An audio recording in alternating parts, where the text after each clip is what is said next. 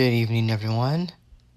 My name is Major General Z-Man, and the SCP we're going to be looking at tonight is SCP-076 from Dr. Blank to Dr. Maria Jones, Record Keeping and Information Security Administration. Subject: Revision of SCP-076 SCP file. I have to go on record in as saying that I seriously object to the proposed revisions of the SCP-076 Special Containment Procedures file. I know that redact all important stuff already claims it's a security risk, but you and I both know it's just top brass trying to sweep their biggest and most embarrassing mistake ever under the darn rug. Omega 7 happened. It existed. Those people died because you screwed up. You can't change that no matter how hard you try to hide it. For God's sake, man, those people guarding him deserve to know exactly what he is and what he did. What we did. How we messed up, so they'll know better. Object Class Keter. Special Containment Procedures. Containment Area 25B is to be located 200 meters below sea level, tunneled out of solid bedrock in a seismologically stable area.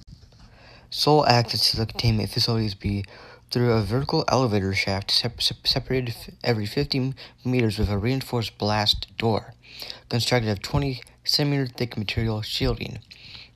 Elevator shaft shall be flooded with seawater when not in use. Containment Area 25B is to be constructed with the following components: an outer security perimeter against outside threats, staffed by security personnel and trained in close quarters battle and counter-intrusion tactics.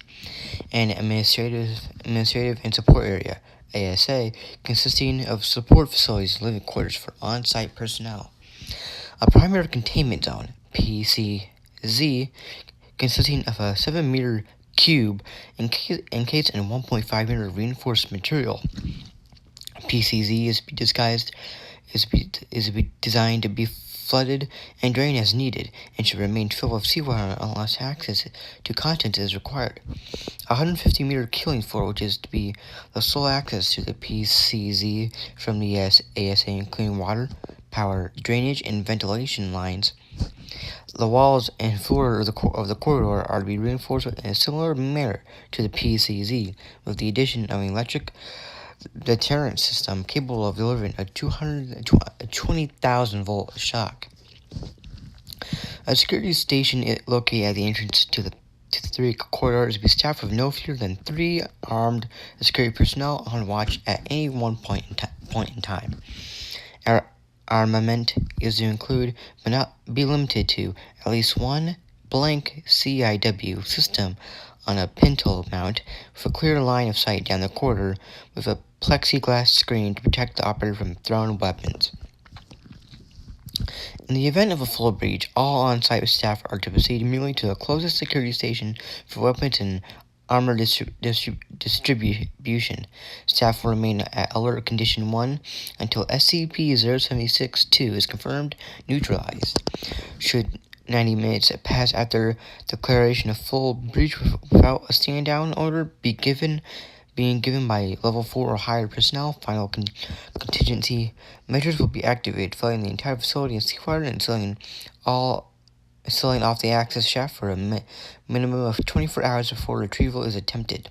This will, by necessity, result in the deaths of all on-site staff. Description: SCP-076 consists of 2 components: a stone cube, SCP-076-1, and a humanoid entity contained within SCP-076. SCP-076-2. SCP-076-1 is a 3-meter cube made of black, speckled, metamorphic stone. All surfaces outside and within SCP-076-1 are converted in deeply engraved patterns corresponding to no known civilizations. Radioisotope analysis indicates that the objects are approximately 10 1,000 years old. A door is located on one side, sealed with a lock 0.5 meter in width, surrounded by 20 smaller locks in a circular pattern. As of yet, none of the keys have been found, making the door impossible to lock once closed.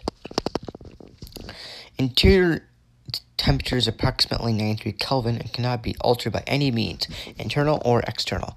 Directly in the center of the room is a 2.13 meter tall stone coffin held in place and sealed shut by several chains of unknown make and substance, which are attached to the inner corners of SCP-076-1. SCP-076-2 resembles a lean, Semitic human male in his late 20s. Hair is black and eyes are gray, skin tone olive. Subject is 1.96 meters in height and 81.65 kilograms in weight. Numerous tattoos depicting arcane and occult iconography are present all over the body, mostly in the form of leering demonic faces, and ranging from subtle to openly ostentatious. Subject, when encased inside SCP-076-1, is technically dead. However, occasionally, SCP-076-2 will awaken, effectively reanimating, complete with all vital processes needed to sustain a living human being. Subject will then attempt to leave SCP-076-1. If successful, subject will enter a trance state and seek out the nearest human being, ignoring all other living things in the process. Upon coming into contact with living humans, SCP-076-2 will enter a rage state in which it attempts to engage and kill all human beings encountered. To date, only the subject's death has been shown to be effective in ending these rampages. Terminating SCP-076-2 is often problematic due to its significant physical abilities. Subject has superhuman strength and speed, and although not invulnerable, has shown a remarkable ability to ignore pain and shock, pressing on despite what would be debilitating wounds in normal humans. Prior encounters have shown that SCP-076-2 has the ability to, among other things, rip through a reinforced steel security door over the course of 4 minutes of sustained assault, clear over 64 meters of distance in under 3 seconds, take multiple .50 caliber BMG rounds to the head, and survive for several minutes to continue killing, despite severe damage to the cerebellum. SWAT handgun and assault rifle caliber bullets out of the air with a length of steel rebar. Survived for over 1 hour, deprived of oxygen before finally asphyxiating. SCP-076-2's most unusual ability, however, is its ability to apparently materialize bladed weapons out of nowhere. Slow motion footage reveals that the bladed blades in question are actually pulled from a miniature dimensional rift, described as a small hole in space. Where this portal leads is unknown, as is how SCP-076-2 is capable of generating said rifts. Footage of the blades in question show them to be made out of a completely non-reflective black material, appearing as a black void in space. As the blades rapidly vanish after leaving the subject's possession, no structural analysis is possible at this time. SCP-076-2 has effectively been killed several times in various manners. Sustained fire from multiple heavy caliber machine guns. Asphyxiation. Crushed beneath a 13.6 metric ton piece of elevator equipment for use on SCP-076-1.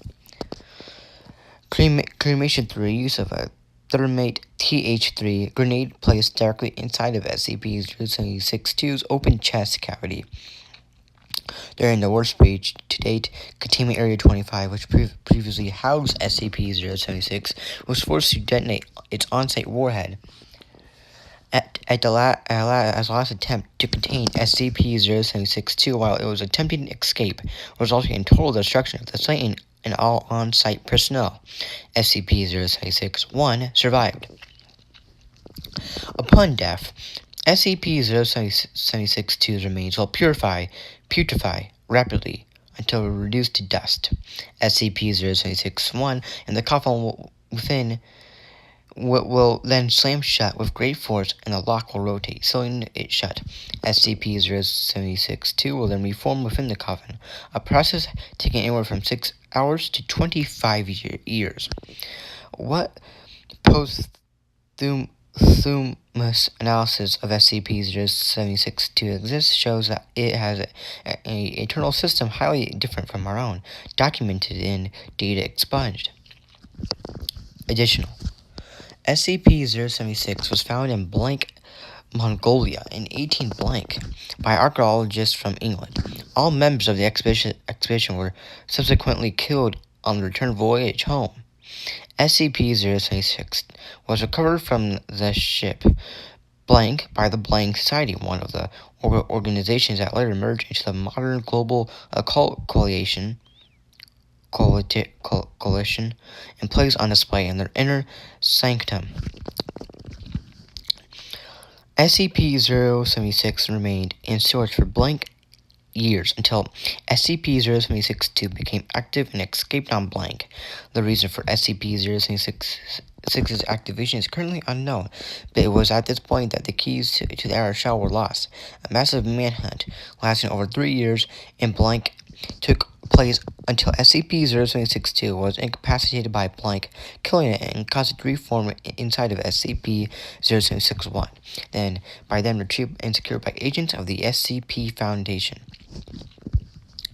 Subject was in custody for 3 more years under constant supervision and was terminated whenever it became active, although it occasionally was able to escape for short periods of time, also due to security breaches caused by attacks from other organizations. The Foundation's death toll due to this was data expunged. After the last incident, the current procedures regarding SCP-076 were implemented, although they are upgraded regularly with the increase in technological standards. I'm not going to read the addendum because we are out of time, but thank you for listening, if you still are, and you are dismissed.